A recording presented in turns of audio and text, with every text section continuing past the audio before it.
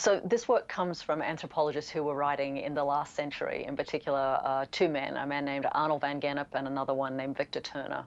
And they were really interested in how human beings organized time and space, and particularly how human beings moved through different kinds of time and space, and about the ways in which you exited one moment or period in your life, existed in between until you got to the next one.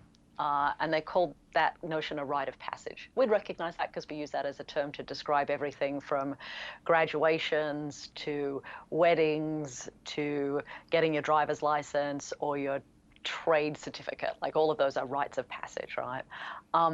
What these particular anthropologists were really interested in, though, was the moment in between the state you were once in and the state you're going to go to. And they called that moment liminality. And they would say that it was characterized by things like disorientation, by things being unfamiliar and unsettled.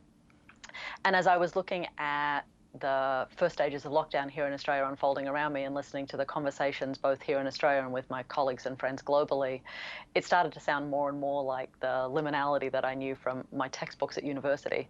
And the useful thing about that formulation is that it should give us some things that seem familiar, what they lovingly call the rites of separation. So the moment when you leave the before. I think in Australia that would have been characterised by everything from a frantic search for food, for toilet paper, yes, working out how on earth to set up home offices. So they were the rituals, were they? Trying to find yourself an office chair, find yourself some dunny paper. They were the rituals in Australia. Well, I don't think they were rituals per se, but they were certainly rites. Okay. I think, if we had to do it, I think Jamila probably knows what they are more as rituals because she's now done it more than once. Right. And then I think on the other side of it would be what are the rights of what Van Gennep would call reincorporation. So what happens when we leave this moment and we attempt to establish some kind of new way of being on the other side. I think they would resist the language of going back to normal because I think they would say that normal is gone and we now have to craft ourselves a new place that we want to be and a new set of ways of being there. Yeah. And then absolutely, what are going to be some of the rituals? I mean, John was just talking about them, right? You know, when can I go be in a big crowd? Do I get to go to the football? You know, will I get to hug and kiss people, shake their hands? You know, those would be things that would feel like moments that signaled we were finished with this moment in time and moving into a different kind of world. You enter subsequent limbos in different moments after becoming sick because we all know how uncertain that period is. And certainly for me, that period between being diagnosed and being told I was going to need surgery ended up being about 8 weeks before the surgery happened.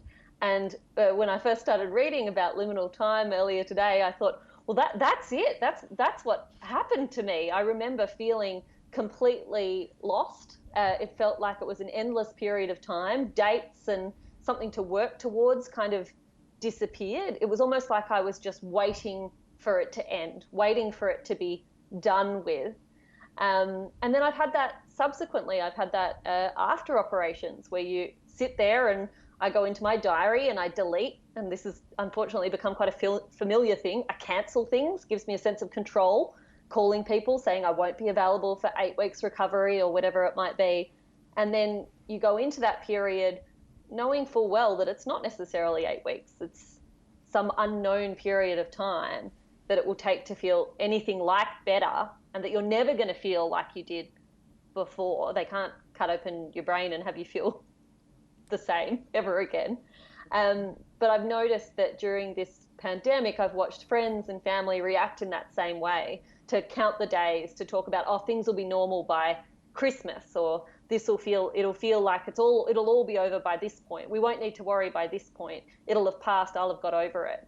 And I think that lesson of actually you don't go back, you don't snap back to any kind of normal. The only option is to move forward to a new version of normal. And I've found sitting in the discomfort of not knowing and not being able to predict, and actually finding things that make me happy now rather than things that will make me happy in this much hoped for future, is actually the best way of dealing with it, certainly for me. Because when I was just hoping, when the tumour's gone, when this operation's done, oh, it's growing back, when the tumour's gone, when this operation's done, oh, it's growing back, when the radiation's done, when I feel better, it got too much. I had to find ways to be in that liminal time and find joy in the liminal time.